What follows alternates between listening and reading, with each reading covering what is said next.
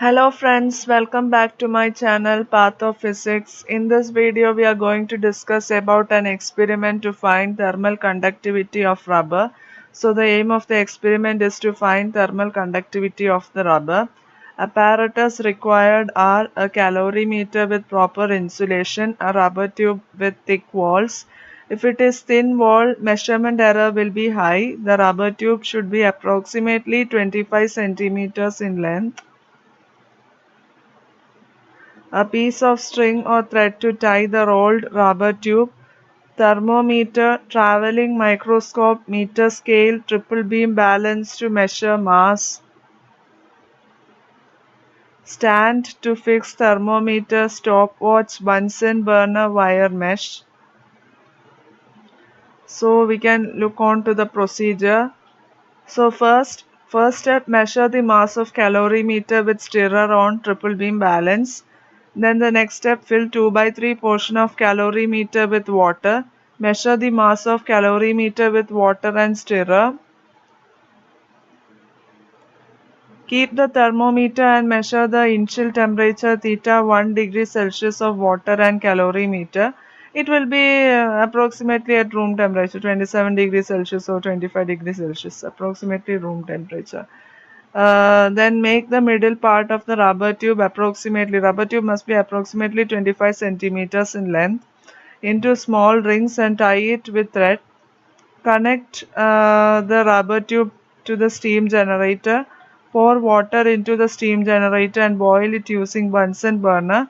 After the steam starts to come out at constant rate, wait for few seconds for inner temperature of rubber tube to be 100 degrees Celsius, because the rubber tube initially it will be at lower temperature. Steam will be at 100 degrees Celsius, but rubber tube's inner temperature will be little lower. So wait for few seconds for inner surface temperature of the rubber tube to be 100 degrees Celsius, and then submerge the rings of the rubber tube into water within the calorimeter.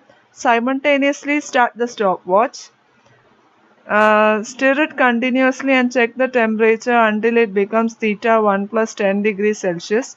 Don't take too small temperature differences because percentage error will be high. Don't take very large temperature difference because time will be longer, so conventional loss of heat to the environment will be large. There will be conventional losses always. Then next step, when water and calorimeter's temperature becomes theta 1 plus 10 degrees Celsius, stop stopwatch and stop the burner also, and take down the reading. Measure the temperature theta 2 degrees Celsius and note down it. Don't get temperature reading immediately. Stir it for some time and wait for the reading to stabilize. Then take down the temperature measurement. Measure the length L of the submerged region of the rubber tube using meter scale. Measure the internal and external diameters of rubber tube using traveling microscope and calculate the internal and external radii. We cannot use other instruments to measure radii because they would change the shape of the rubber tube. We cannot use vernier calipers or all such type of instruments, because you know that vernier calipers how we hold the rubber tube in it, it will change the shape, so we cannot measure the correct reading. So traveling microscope is the best option. Then here is a picture of the calorimeter with the rubber tube in it. Here is a calorimeter, it is insulated, water is present. Then the rubber tube is rolled into rings and is tied with a string. It is immersed in water. Then there is a thermometer immersed in water. Then next we can check how calculations are done. Mass of calorimeter with stirrer is mc. Mass of calorimeter with stirrer with water in it is m. So we can calculate mass of water. Mass of water mw is m minus mc. Initial temperature of water is theta 1 degree Celsius. Final temperature of water is theta 2 degrees Celsius. Length of the rubber tube immersed in water is L. Internal radius of the rubber tube is R1. External radius of the rubber tube is R2.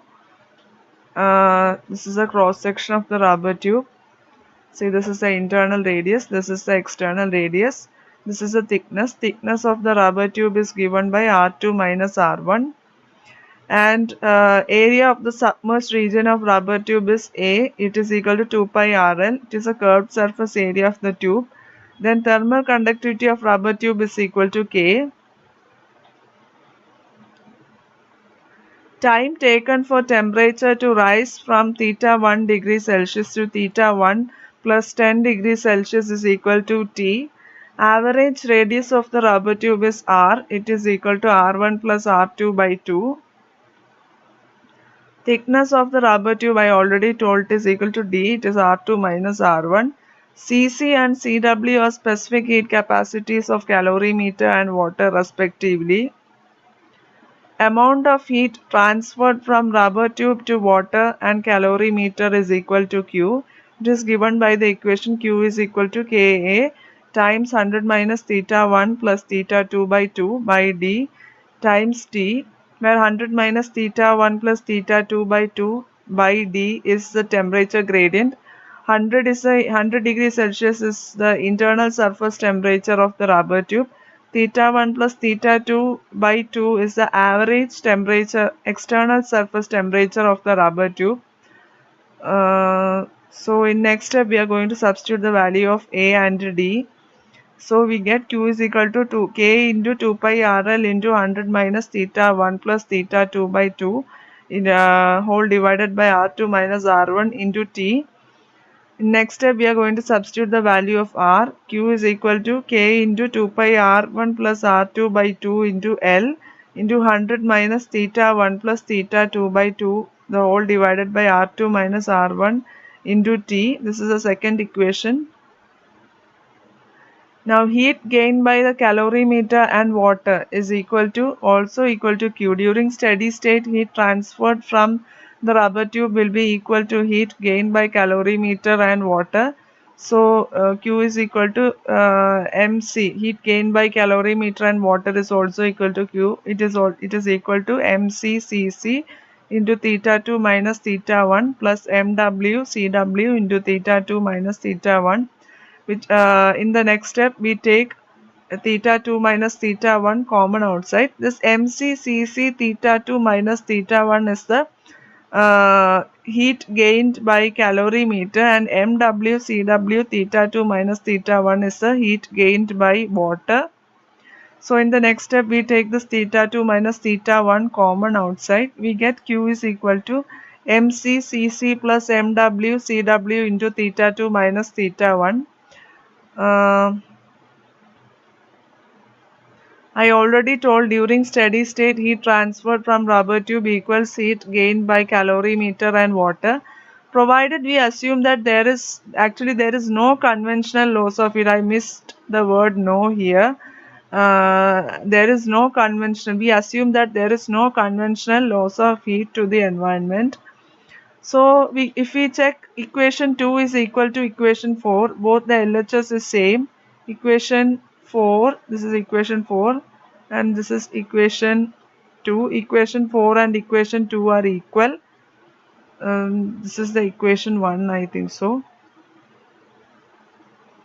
And equation 4 and equation 2 are equal. So we are equating the RHS in the next step. We get K is equal to 2 pi R1 plus R2 by 2 into L into 100 minus theta 1 plus theta 2 by 2 by R2 minus R1 times T is equal to MCCC plus MWCW into theta 2 minus theta 1. This is the fifth equation. Now in the next step we keep K on LHS and bring other terms to RHS. We get K is equal to MCCC plus MWCW into theta 2 minus theta 1 by 2 pi into R1 plus R2 by 2 into L into 100 minus theta 1 plus theta 2 by 2 whole divided by R2 minus R1 times T.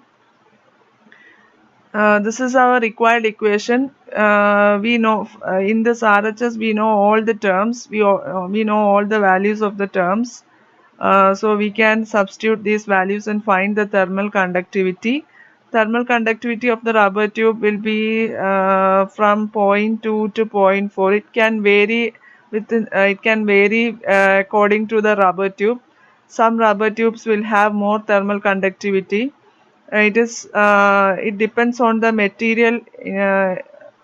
It depends on the things added to the rubber in the rubber.